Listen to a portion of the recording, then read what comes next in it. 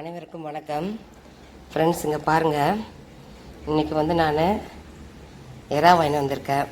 இந்த எறா குழம்பு எப்படி பண்ணுறதுன்னு உங்களுக்கு நான் சொல்கிறேன் ஃப்ரெண்ட்ஸ்.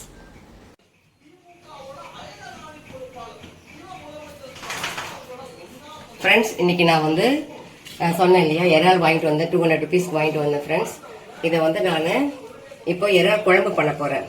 என்னென்ன போட போகிறேன்னா, இதுக்கு வந்து ஃபஸ்ட்டு வந்து நம்ம எண்ணெய் ஊற்றிடலாம் ஃப்ரெண்ட்ஸ். எண்ணெய் ஊற்றிட்டு நான் என்னென்ன போடுறேன்னு சொல்கிறேன். நான் நல்லெண்ணெய் தான் ஃப்ரெண்ட்ஸ் ஊற்றுறேன்.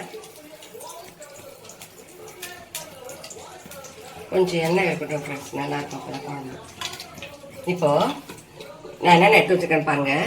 வெங்காயம், பூண்டு, அதுக்கப்புறம் வந்து தக்காளி, மாங்காய், மிளகாத்தூள், அதுக்கப்புறம் வந்து புளி. இவ்வளோதான் ஃப்ரெண்ட்ஸ் வச்சுருக்கேன். நீங்கள் புளி விருப்பப்பட்டால் போடுங்க, இல்லைன்னா தேவை கிடையாது. ஏன்னா மாங்காவும் போடுறோம், அதனால் புளி வந்து இதில் இன்னும் கூட கொஞ்சம் எடுத்துக்கலாம். நம்ம இவ்வளோ புளி கூட போதும் ஃப்ரெண்ட்ஸ். இது அடுத்தது உப்பு, அப்புறம் எறா வாங்கி வச்சு க்ளீன் பண்ணி வச்சுருக்கேன்.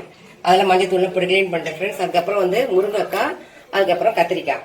இப்போ நம்ம இதுதான் ஃப்ரெண்ட்ஸ் போட போகிறோம். வேறு எதுவுமே நம்ம போட போகிறது கிடையாது. இப்போ வந்து எண்ணெய் வந்து காஞ்சிடுச்சு ஃப்ரெண்ட்ஸ். இப்போ நம்ம என்ன போட போகிறோம்னா,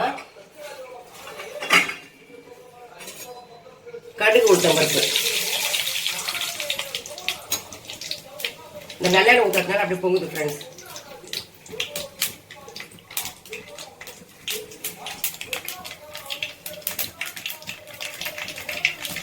அதுக்கப்புறம் வந்து வெங்காயம், அதுக்கப்புறம் வந்து பூண்டு போடணும். பட் தக்காளி உடனே போடக்கூடாது. ஏன்னா உடனே போட்டோன்னு சொன்னால் என்ன ஆகும் கேட்டால் வெங்காயமும் பூண்டும் வதங்காது. நான் எதுவுமே இது பண்ணி போடல, அரிசி போடல ஃப்ரெண்ட்ஸ், அப்படியே போட்டுட்டேன். வெங்காயமும் பூண்டு வதங்கிடுச்சு. இந்த டைமில் நம்ம என்ன பண்ணலாம், தக்காளி போடலாம் போதும்.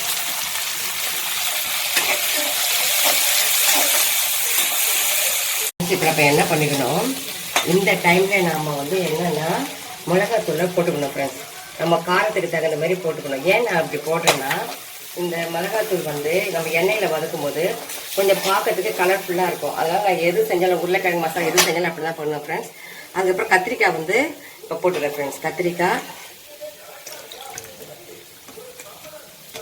முருங்கைக்காய், மாங்காய் போடல ஃப்ரெண்ட்ஸ். அதை நம்ம இறக்கும் போது ஒரு 2 or 3 minutes முன்னாடியே நம்ம போட்டால் போதும் ஃப்ரெண்ட்ஸ். போட்டுட்டு அதுக்கப்புறம் நான் வந்து என்ன பண்ணுறேன், இந்த இறால் க்ளீன் பண்ணி வச்சுருக்கேன் இல்லையா, இதை நான் போட்டுறேன்.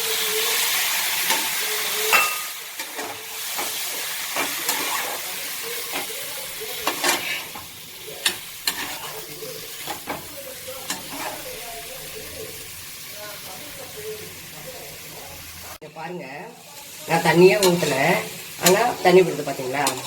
எறா வந்து என்ன பண்ணும், தண்ணி விடும் ஃப்ரெண்ட்ஸ். அதனால் நம்ம வந்து கொஞ்ச நேரம் அப்படியே வச்சுன்னா அந்த தண்ணி கொஞ்சம் விடட்டும். இப்போ நான் கொஞ்சம் நேரம் ஃப்ரெண்ட்ஸ் நான் மூடி வச்சுட்டு அதுக்கப்புறம் வந்து கொஞ்சம் தண்ணி ஊற்றுறேன். போட்டிருக்கேன், இன்னும் வேணா கூட கொஞ்சம் போட்டுக்கலாம் ஃப்ரெண்ட்ஸ். கொஞ்சம் காரசாரமாக இருக்கட்டும், நல்லா இருக்கும். இதை போட்டுட்டு இப்போ நான் வந்து புளி தண்ணி ஊற்றலை. ஏன்னா புளி தண்ணி ஊற்றினா காய் வேகாது. இப்போ நான் வந்து இதுக்கு இந்த குழம்புக்கு தேவையான கொஞ்சோண்டு நம்ம பத்திரம்னா கூட போட்டுக்கலாம் ஃப்ரெண்ட்ஸ். இப்போ வந்து நான் இவ்வளோ மட்டும் தான் போடுறேன். இது மட்டும் நம்மளுக்கு போட்டால் போதும். ஆல்ரெடி நான் வந்து என்ன பண்ணியிருக்கேன், மஞ்சள் தூள் போட்டு தான் இறாவை க்ளீன் பண்ணி வச்சுருக்கேன். அது கிருமி நாசினி மஞ்சளில் நம்ம திருப்பி இன்னும் கொஞ்சம் போட்டுக்கலாம், ஒன்றும் பிரச்சனை இல்லை ஃப்ரெண்ட்ஸ். இதெல்லாம் நம்ம போட்டாச்சுங்களா. இப்போது நம்ம இறா கூட வெந்துடும், ஆனால் வந்து முருங்கைக்காய் வேகணும் இல்லையா. அதனால் நம்ம இப்போ என்ன பண்ணலாம், கொஞ்சம் தண்ணி ஊற்றிடலாம். நீங்கள் வந்து உங்கள் வீட்டில் இருக்கிற மெம்பர்ஸ்க்கு தகுந்த மாதிரி தண்ணி ஊற்றிக்கணும் ஃப்ரெண்ட்ஸ். அடுத்து நம்ம வந்து புளி தண்ணி வேற ஊற்றணும். இது வந்து நான் புளி வந்து கரைச்சி வச்சுருக்கேன். அது வந்து நம்ம கொஞ்சம் முருங்கைக்காய் வெந்த உடனே நம்ம போடலாம் ஃப்ரெண்ட்ஸ். ஃப்ரெண்ட்ஸ் இப்போ பாருங்கள், ஓரளவுக்கு முருங்கைக்காய் வந்து வெந்துருச்சு ஃப்ரெண்ட்ஸ். அப்புறம் எல்லா கத்திரிக்காய் கூட வந்துருச்சு. இப்போ நம்ம என்ன பண்ணலாம், புளி கரைச்சி ஊற்றுறேன். நான் புளி வந்து கொஞ்சமாக தான் ஃப்ரெண்ட்ஸ் போடுறேன். ஏன்னா மாங்காய் இருக்குது இல்லையா, நம்ம புளி கூட போடாமல் விற்கலாமான்னு நினச்சேன். சரி, எதுக்கும் புளி போட்டுக்கலாம், ஏன்னா நாங்கள்லாம் போடுவோம், அதுக்காக தான். இதை போட்டுட்டு ஃப்ரெண்ட்ஸ், இந்த 3 மாங்காய், இது வந்து என்னென்னா அந்த ஒட்டு மாங்காய்னு சொல்லுவோம் இல்லையா, அது அவ்வளோவா புளிப்பாக கூட இருக்காது.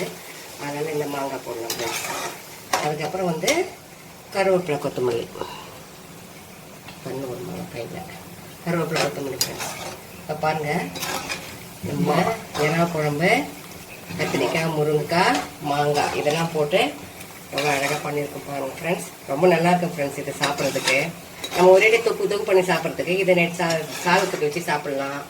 அதுக்கப்புறம் வந்து நைட்டு வந்து தோசை சப்பாத்தி எதுக்குனாலும் வச்சுக்கலாம் ஃப்ரெண்ட்ஸ். நம்ம இவ்வளோ தான் ஃப்ரெண்ட்ஸ். யாராவது செஞ்சு முடிச்சுட்டேன். நீங்களும் எல்லாம் செஞ்சு பாருங்கள் ஃப்ரெண்ட்ஸ். கண்டிப்பாக நல்லாயிருக்கும். Thank you friends.